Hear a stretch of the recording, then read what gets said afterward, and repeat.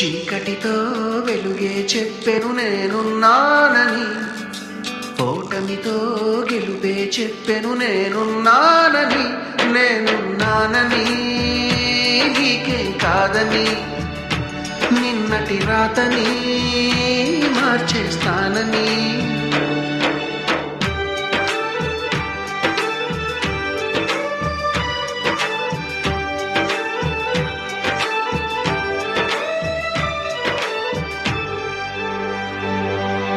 తగిలే రాళ్ళని పునాది చేసి ఎదగాలని, తరిమే వాళ్ళని హితులుగా తలచి ముందుకెళ్ళాలని.